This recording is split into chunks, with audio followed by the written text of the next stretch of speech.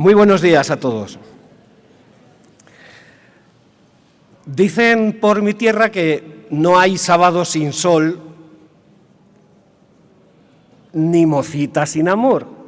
Así que, después del viernes que tuvimos ayer, de tormentas, incluso hasta nieves, hoy parece que brilla el sol. Mi nombre es José Luis Álvarez, soy de la diócesis de Sigüenza, Guadalajara. Saludo por aquí a don Julián, que está aquí, maestro y pastor también de Cosas de Biblia, nuestro obispo. Y me invitaron a compartir con vosotros reflexiones en torno a la vocación en este itinerario palabra. Es lo que os voy a ofrecer siempre a la luz de dos elementos importantes que van a ser un poco como las dos madres de nuestro guión en esta mañana. Les ruego perdón en mi voz, también estamos en la semana de San Blas, el lunes celebrábamos a San Blas y ha sido semana de gripe por media España, pero bueno, meteremos todo el carbón en la máquina hasta que dé de sí. Como les decía, en este año 2025 se cumplen 60 años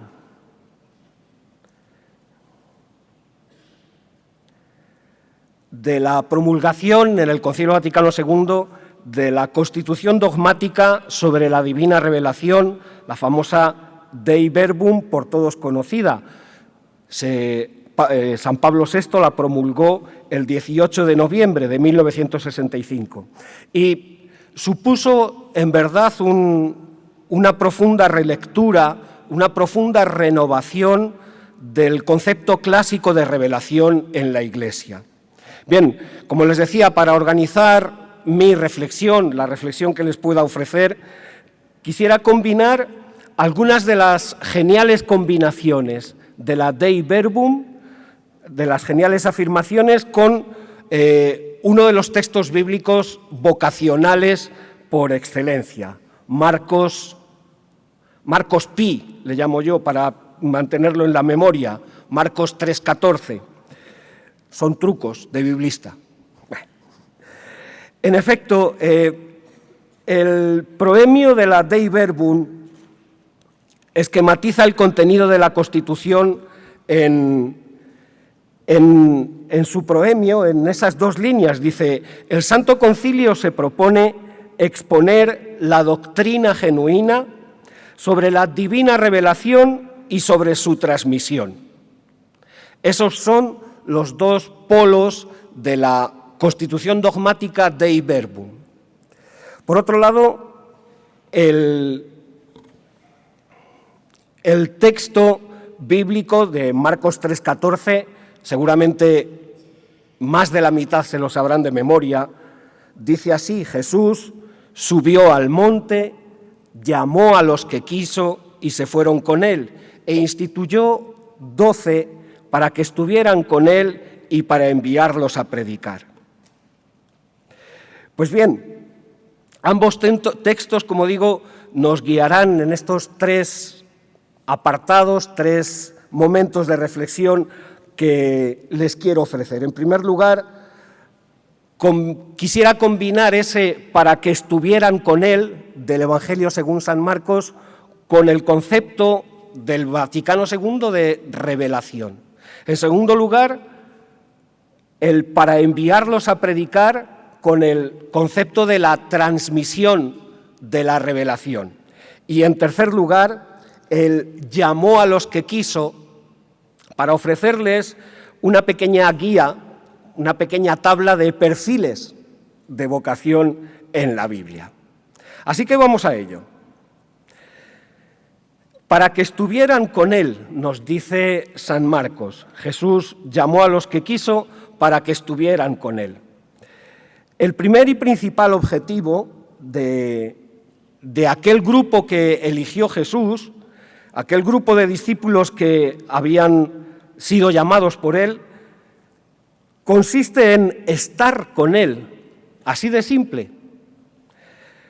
Parece evidente que no se trata de un simple gesto pragmático, no es un ponerse al lado de Jesús, allá donde fuera. Ese estar con Él, para aquellos 12, significaba conversar con Él, estar tiempo viviendo con Él, vivir con Él, estar como amigos en permanente unión, compartir experiencias. Estar con Él significaba, sobre todo en el Evangelio según San Marcos, compartir y caminar con Jesús el camino hacia la pasión en Jerusalén, hacia su muerte, hacia la resurrección, ser testigos de la resurrección. En el libro de los Hechos, Pedro dirá: nosotros somos testigos, los que hemos estado con Él, los que hemos comido y bebido con Él. Eso significa estar con Él, compartir vida, experiencia, dolor, alegría, palabra, compartir toda la vida. Pues bien, ese es precisamente el entrañable concepto y la gozosa finalidad de la revelación según la Dei Verbum, según el Concilio Vaticano II. En su número 2, la Constitución dice así: dispuso Dios en su sabiduría revelarse a sí mismo y dar a conocer el misterio de su voluntad. Por esta revelación, Dios invisible habla a los hombres como amigos, movido por su gran amor, y mora con ellos, para invitarlos a la comunicación consigo y recibirlos en su compañía. Estar con Jesús es lo mismo que la revelación, es estar con Dios. El discipulado de Jesús es análogo a el hecho de que Dios se nos haya revelado. Podríamos decir, Jesús no podía sino imitar a su Padre. Dios, que se reveló para hablar y morar con nosotros, Jesús, que elige a los que quiso para que estuvieran con Él. El cristianismo, como todas las religiones, se considera a sí mismo una religión revelada, todos lo sabemos.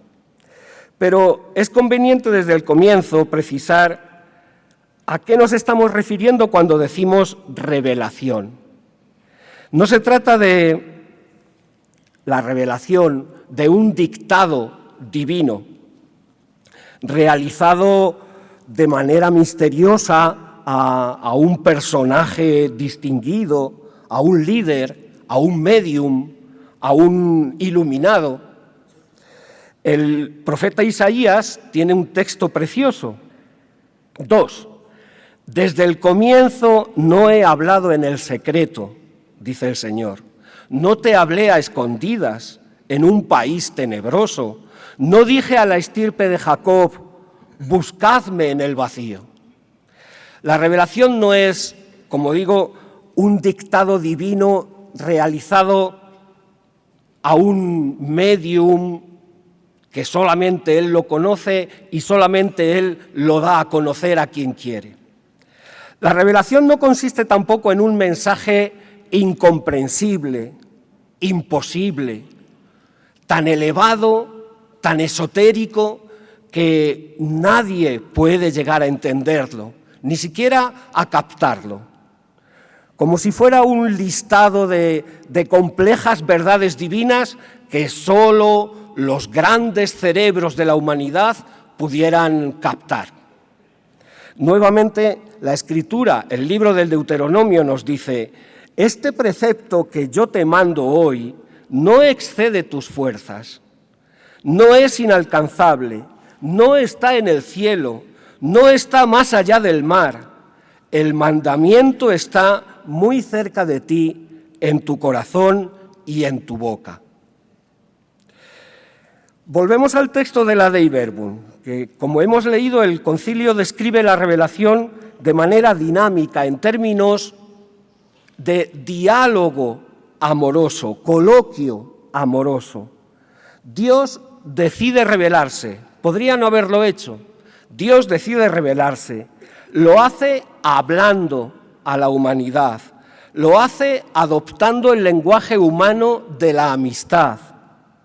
Así pues, la palabra vocante de Dios está en el centro de la revelación. Nuestro Dios es el Dios que habla, el Dios que nos habla, construyendo así una relación dialogal con nosotros. Hablar, morar, esa es la revelación. Todo lo que la Iglesia es y todo lo que la Iglesia hace, y pongan entre paréntesis cualquier tarea, la que cada uno realice dentro de la Iglesia, rezar, enseñar, predicar, asistir a la caridad, los medios de comunicación, Cáritas, la evangelización, cualquier tarea, todo lo que la Iglesia es y todo lo que la Iglesia hace, encuentra su fundamento último en el hecho de que Dios, en su bondad, en su sabiduría, quiso revelarse y revelar su misterio, comunicándonoslo a los hombres. Todo parte de la revelación. Sin la revelación no somos nada, no seríamos nada. Y en realidad, aquí creo que es donde radica la gran dicha, la grandeza y la desdicha también de muchos creyentes. En primer lugar, porque esa revelación, esa manera dinámica de definir la revelación, significa que Dios quiere comunicarse, que Dios quiere, lo que Dios quiere es hablar y morar con nosotros, no castigar, no condenar, no llevarnos a la tragedia. Dios quiere hablar y morar con nosotros. Y en segundo lugar, porque el hecho de creer, de conocer y vivir la fe, y de identificar la propia vocación, de vivir según ella, de sentir con la Iglesia, de hacer realidad la vida cristiana en el mundo, consiste precisamente en esto, en tomar conciencia personal de ese diálogo de la revelación. Soy amado, soy llamado, por eso existo. Eso es la revelación.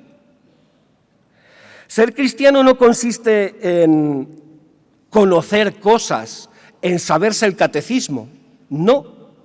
Ser cristiano no consiste en cumplir actos, en ir a misa todos los domingos o en rezar el rosario todas las tardes, no. Ser cristiano no consiste en disfrutar de unas determinadas circunstancias existenciales, ser sobrino de un cura, ser amigo de las monjas del cole, ser del AMPA de... No, ser cristiano consiste en entrar en diálogo y comunión con el Dios Trinidad. Ser cristiano es pensar, sentir, llorar, diciendo, soy amado, soy llamado, por eso existo como cristiano. Jesús, pues, llamó a aquel grupo para que estuvieran con él. Pero también los llamó, los convocó para enviarlos a predicar.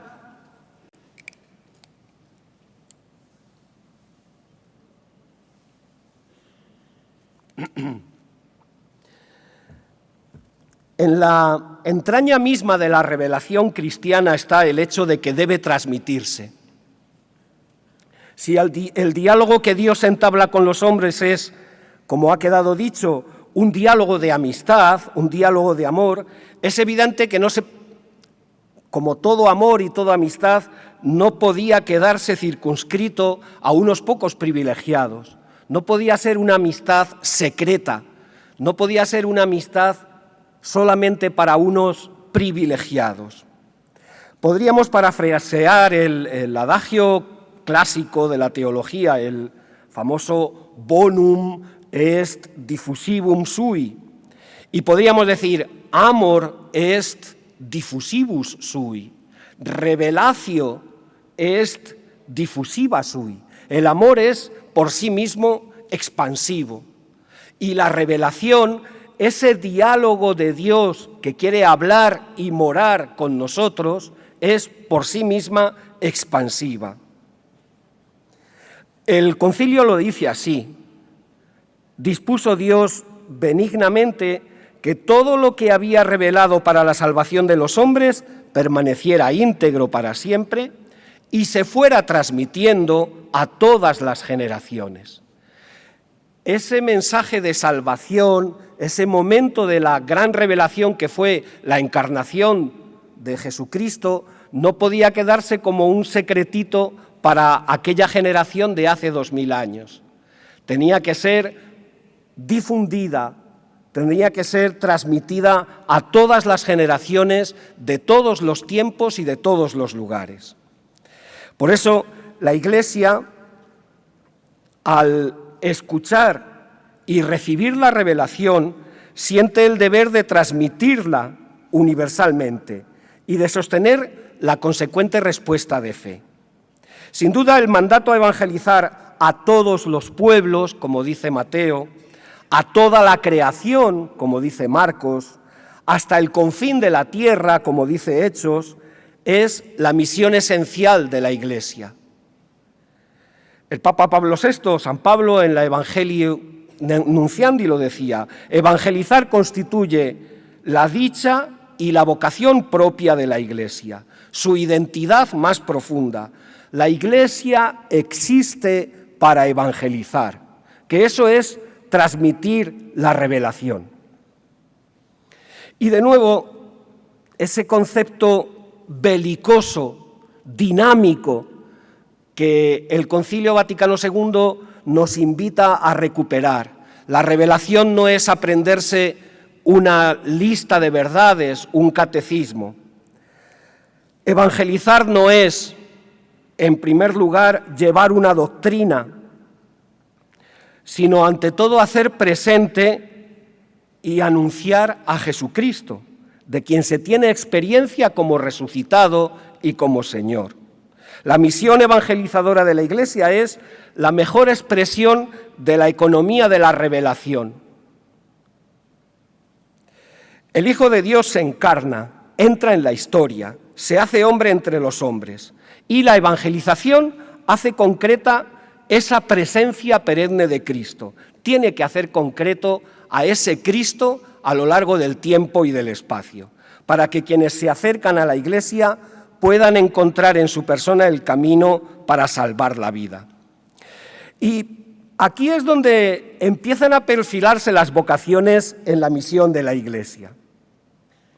Somos, efectivamente, la asamblea de amados llamados, amados por este Dios que nos llama a evangelizar, llamados para la misión. No se trata de, con el permiso de nuestros padres y pastores, los obispos, de usurpar tareas. Desde el punto de vista teológico, todos tenemos muy claro que la transmisión de la palabra de Dios se hace por tradición oral, por tradición escrita, y que el magisterio hace ahí como de servicio de árbitro, de servicio de interpretación de esa palabra de Dios oral y escrita. Lo tenemos claro. Ese divino triángulo, tradición, escritura y magisterio, es indispensable en la vida de la Iglesia, cada uno con sus autoridades, con sus sujetos. La tradición sabemos que radica de manera firme, sobre todo en la autoridad de los santos padres. La tradición escrita la tenemos en la Sagrada Escritura y no en otra escritura. Y el magisterio es el oficio ordinario de todos los obispos en comunión con el Papa.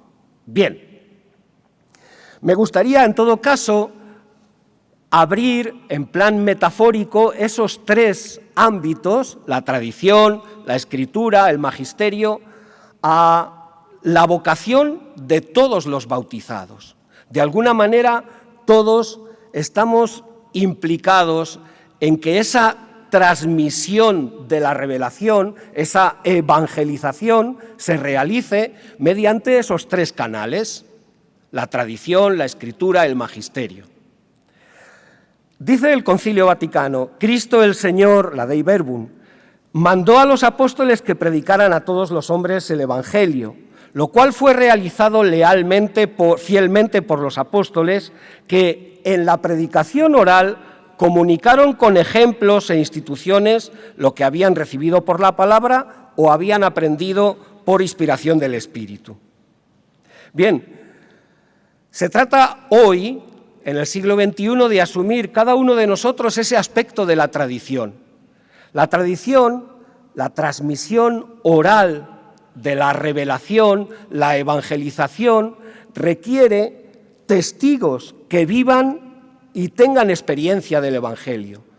De alguna manera todos somos responsables de la tradición de la Iglesia, de la transmisión de esta tradición oral de la Iglesia. Y tenemos que hacernos responsables como testigos. Un testigo es aquel que habla y sobre todo vive y tiene experiencia. En este caso del Evangelio. Recuerdo unas palabras que San Francisco de Asís dirigía a sus hermanos. Les decía: vayan a anunciar el Evangelio, vayan a predicar por todas las partes, por todos los caminos, el Evangelio de Jesús. Y les decía esta coletilla: y si llega el caso, háganlo de palabra. Como diciéndoles, sobre todo con sus gestos, su estilo de vida, su modo de vivir, lo que los demás vean en ustedes, tendrán que atestiguar que son testigos del Evangelio de Jesús. La tradición, pues, requiere testigos. La segunda vía de transmisión, primera tal vez en el orden de importancia, nos la dice también la Constitución Dei Verbum. Cristo el Señor mandó a los apóstoles predicar el Evangelio, lo cual fue realizado por aquellos apóstoles y varones apostólicos que, bajo la inspiración del Espíritu, escribieron el mensaje de la salvación. Es lo que conocemos como Sagrada Escritura, tanto el Antiguo como el Nuevo Testamento. Pues bien, la Sagrada Escritura es la palabra de Dios en cuanto escrita por inspiración del Espíritu, pero no es un pergamino reseco de museo. La Escritura necesita profetas que la prediquen, que la estudien, que la lean, que la oren, que la vivan, que la anuncien. Cada uno de nosotros, bautizados, es verdad que la Iglesia tiene sus profesores, sus universidades, sus especialistas en Biblia. Cada uno de nosotros estamos llamados a ser profetas de nuestra Escritura, profetas de nuestra revelación escrita en la Escritura. Y en tercer lugar, la Dei Verbum habla también de ese servicio de interpretación, de adaptación de la palabra de Dios, para que el Evangelio se conservara constantemente íntegro y vivo en la Iglesia. Los apóstoles dejaron como sucesores suyos a los obispos, entregándoles su propio cargo del magisterio. El magisterio, pues, cumple con el oficio de custodiar ese depósito de la fe, de interpretarlo de una manera adecuada y renovada para cada generación. Esta tarea demanda maestros que ofrezcan a sus hermanos la luz de la palabra de Dios. Y vuelvo a insistir, la tarea del magisterio la tienen muy bien asumida nuestros obispos y el Papa. Pero cada uno de nosotros estamos llamados a ser, como bautizados, maestros de la palabra, maestros de la revelación. Cada uno tendríamos, como dice la primera carta de San Pedro, tendremos que estar preparados para dar razón de nuestra esperanza, de aquello en lo que creemos. Hemos de ser cada vez más maestros, profetas, testigos y maestros.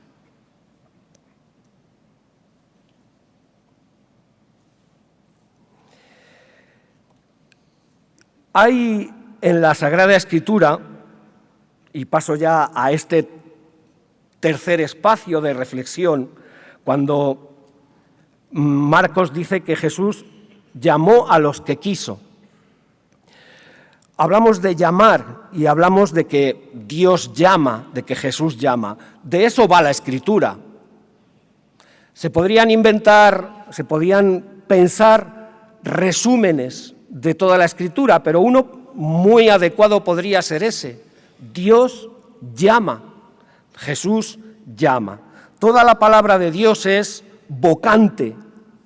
Por tanto, podemos acercarnos a la Escritura para observar más detalles, más de cerca, los detalles en torno a la vocación. Simplemente se los sugiero aquí, porque hay en la Escritura una especie de género literario para contar los momentos de llamada, sobre todo de los grandes personajes. Piensen en Moisés, en Abraham, en Samuel, el profeta Isaías, el profeta Jeremías, los propios primeros discípulos de Jesús, los pescadores. Hay como un esquema, no siempre se cumple con esos 7 elementos literarios, pero que más que un esquema literario es como una especie de dinamismo antropológico en las llamadas, en los relatos de vocación. Hay una primera introducción al relato, hablando de las circunstancias, sigue después una manifestación de Dios, la zarza ardiente o el Dios en el templo de Jerusalén con Isaías. Hay una primera respuesta de disponibilidad, aquí estoy, hinneni, aquí estoy, aquí me tienes, Señor. Dios encarga una misión sin la cual no existe vocación. Dios encarga a ese personaje una misión siempre en una perspectiva salvadora de la comunidad, del pueblo, incluso de la humanidad, como es el caso del siervo. El sujeto humano siempre presenta una objeción, como no, miedo, incertidumbre, dudas, debilidad, ¡ay de mí, Señor, no puedo, estoy mudo, Moisés, es que yo soy pequeño, es que...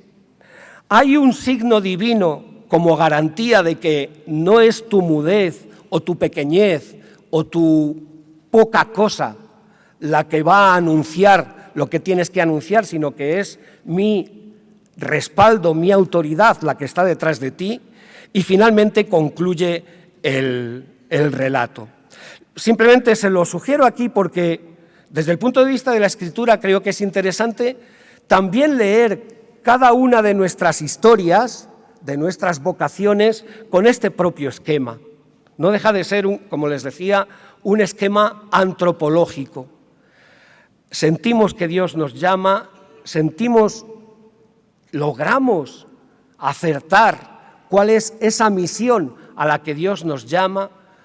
Le decimos, pero si yo a dónde voy, si no sé ni inglés. Y Dios, por distintos ámbitos, nos dice, no, si no, aprende inglés, alemán y suajili, lo que quieras.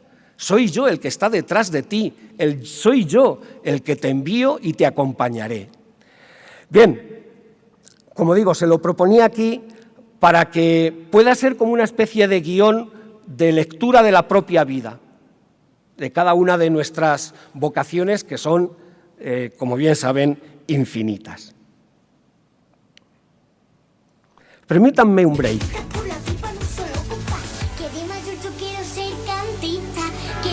Yo quiero ser cantista, que de mayor yo voy a ser cantista. What? Como la ley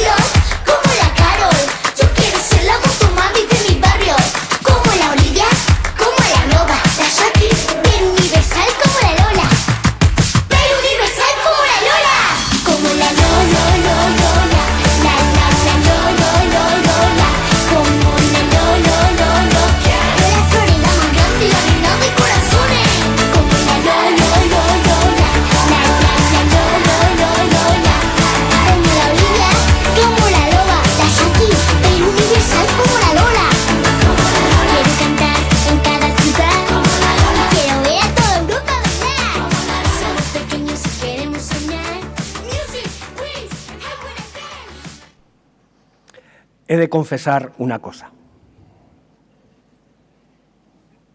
Mi hija es eurofan. María, 9 años, se nos descubrió, ya hace 2 años, se nos descubrió, no sé si se lo pondrían en clase de educación física, en el cole, no tengo ni idea, pero se nos descubrió un día buscando como una loca los vídeos de Eurovisión de los mayores, lo cual nos gustó a mi mujer y a mí porque fue una forma de descubrir dónde estaba Croacia, Ucrania, Irlanda, Malta, y también de trastabillear ahí un poco con el inglés y un poco el francés, el español, el italiano, aprender alguna cosa en portugués. Bien, tengo una hija de eurofan y el pasado mes de noviembre estuvimos aquí precisamente en Madrid porque era la final del Eurovisión Junior, que participaba, nuestra representante era Chloe, con Él como la Lola. Y tuve que venir, claro, al festival y tuve que animar a la canción española. Pero me quedé con este estribillo. Digo, al final, Chloe y mi hija y las no sé cuántos millones de niñas y niños también, y mayores, que cantaron esta canción, tienen en su corazón ese ser como la Taylor, como la Carol, no voy a entrar en, como la Motomami, como la Olivia, como la Saki. Queremos ser como. Esa es parte de la vocación también. Yo quiero ser como. Y probablemente todos nosotros, privilegiados por haber venido a este congreso, estamos llamados a ser modelos. Nos van a decir, yo quiero ser como tú. La Saki, la Olivia, la Taylor, estarán por ahí. Yo quiero ser como. También nosotros nos podemos plantear ese yo quiero ser como. Les presento 15, me salían. Justamente esta mañana, viniendo en el coche, digo, podía haber metido este también. Bueno, les presento 15 perfiles para ser como. 15 perfiles vocacionales de la Biblia, que aparecen en la Biblia, para que cada uno pueda decir, yo quiero ser como. Son 15 perfiles que nos pueden presentar una enseñanza vocacional fundamental. Todos estamos llamados, sea quien sea de la índole y circunstancia que sea, a convertirnos al Evangelio de Jesús, a seguirle, a recibir esa revelación, a hablar y morar con Dios. Como digo, hay 15 perfiles, seguramente no es una lista exhaustiva. Una enseñanza, pues, vocacional. Todos estamos llamados. No hay privilegios, no hay perfiles especiales en el Departamento de Recursos Humanos. Y una doble orientación. Van a ir viendo, voy repasando esta lista de los 15 perfiles de manera ligera, para que cada uno pueda simpatizar, eso sí, con un perfil, con el perfil que más se adapte a sus circunstancias psicológicas, a sus vivencias, a sus cualidades. O tal vez mejor lo que se puede hacer es que cada uno pueda completar el retrato personal con esos 15 trazos que de una manera o de otra siempre podrán estar en la identidad del vocacionado, del bautizado. Bien. Vamos repasando, como les decía, estos 15 perfiles. Después, al final, dejaremos 5 minutillos, los que nos permita la organización, para que cada uno, tal vez en su cuaderno o en su cabeza, vaya diciendo, pues, yo soy más de este perfil, yo soy más de este otro, ahora los van a ver, y pueda ir construyendo la identidad de su vocación específica en ese sentido de ser revelador del mensaje de Dios. Hay un primer perfil que es muy básico en la Biblia, que es muy clásico, el del agricultor, el ganadero, digamos el operario. Eliseo estaba detrás de los bueyes, luego los sacrificó. Amós vivía de ganadero también, el profeta. Jesús habla muchísimo de salió el sembrador a sembrar. Lo del campo lo tenemos muy metido en nuestras entrañas. San Pablo a los corintios les dice: ¿por qué estáis ahí discutiendo de si soy de Apolo o si soy de Pedro? Yo planté, Apolo sembró, Pedro recogió, el otro y es Dios el que hace crecer. Bien, este perfil vocacional como agricultor, como ganadero, como operario, nos daría ese dinamismo hacendoso, paciente, humilde, del agricultor que se sabe en manos de Dios, aunque eche mucho abono a su campo, aunque tenga el mejor tractor, que se sabe en manos de Dios y dice: yo voy a trabajar, no voy a dejar ni un día de seguir trabajando, sabiendo que sí, algo hace mi trabajo, pero no es mi trabajo el que hace crecer la espiga. Perfil de agricultor ganadero.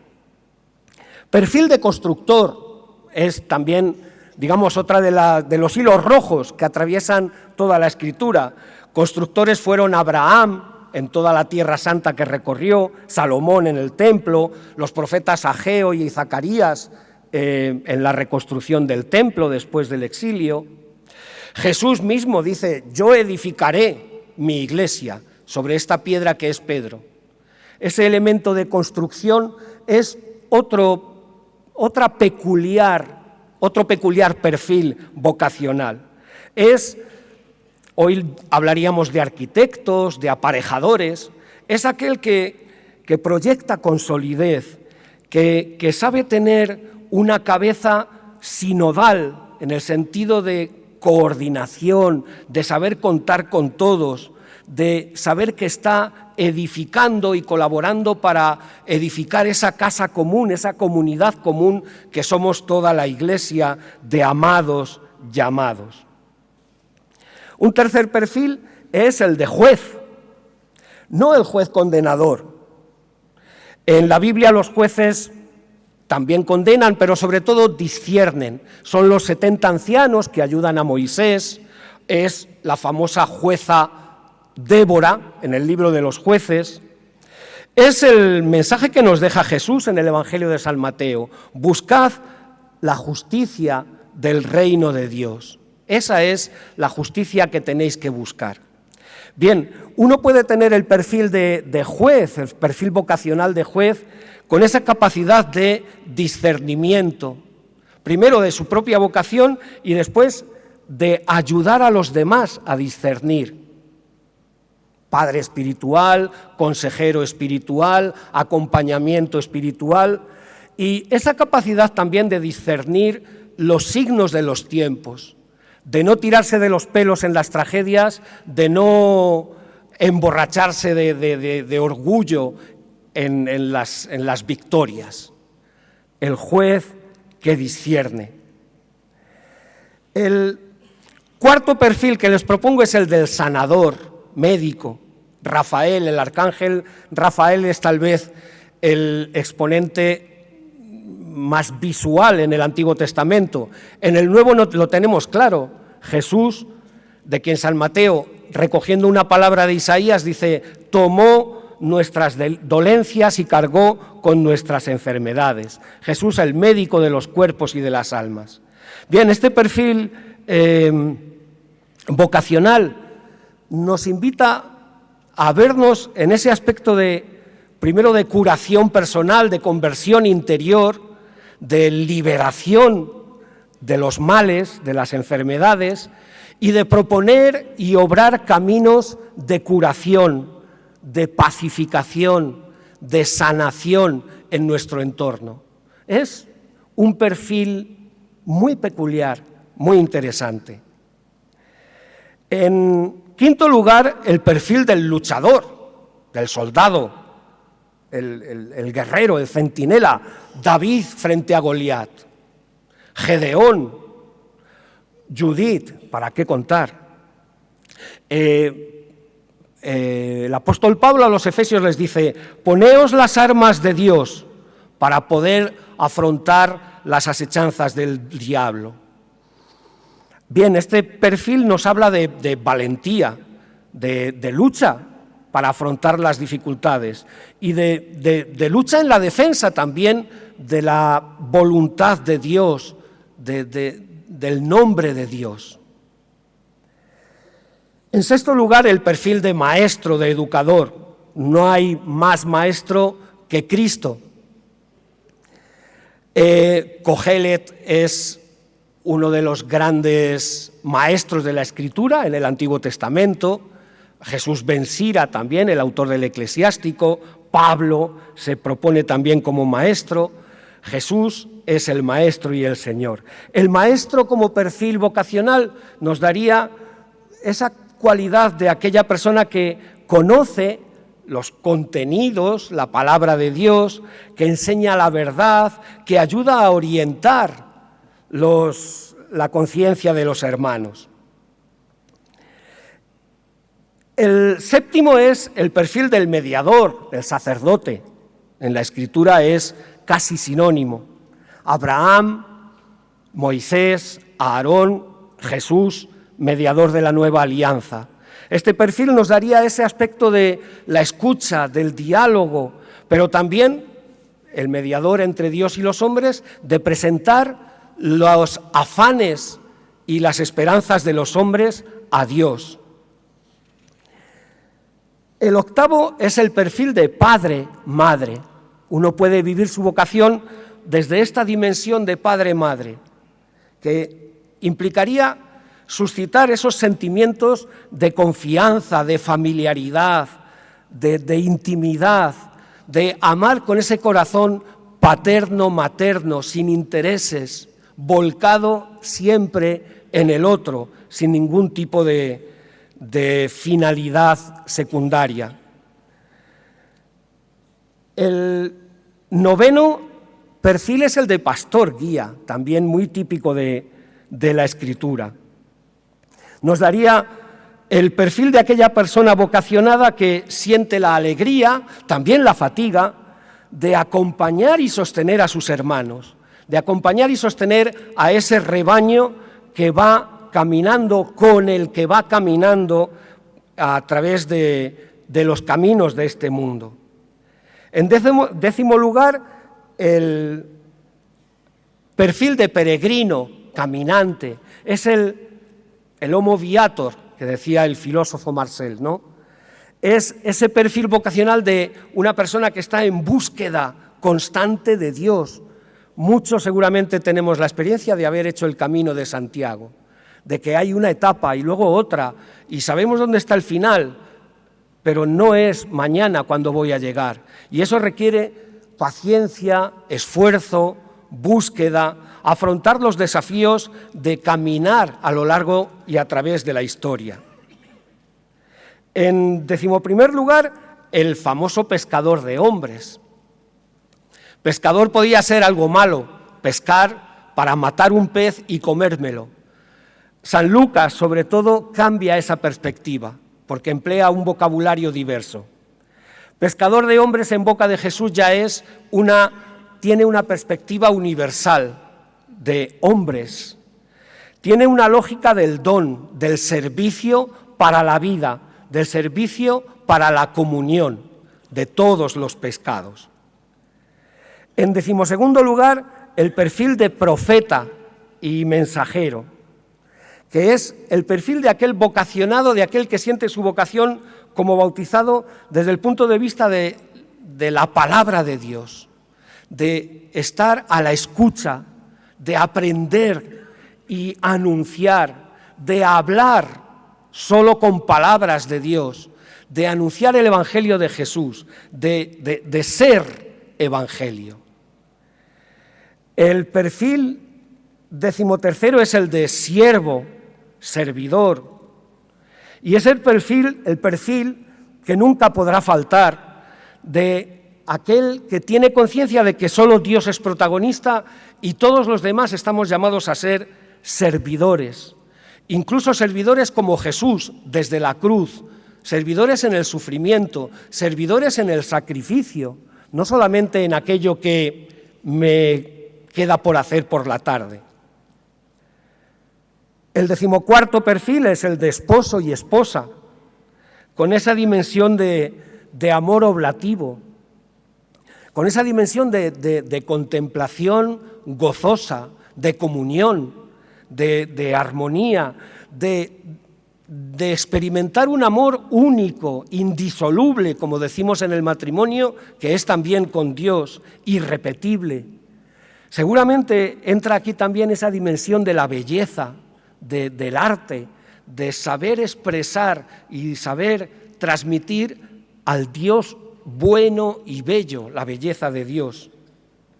Y en 15º lugar, el de testigo, que es, nos salía ya antes también, el perfil de la credibilidad y de la autenticidad en la comunicación verbal, como les decía, con el ejemplo de San Francisco, y en el testimonio existencial. Testigos de la palabra con nuestra vida. Bien, estos son 15. Como digo, no era una lista exhaustiva y será posible investigar cada vez más para ir ampliando todo el listado de forma que lleguemos a ser conscientes de que nadie queda fuera, de que todos tenemos nuestro perfil en la palabra de Dios, nuestro perfil de vocacionados. Pues bien, les invito en 5 minutos, hasta que nos indique la... Ya. Muchas gracias.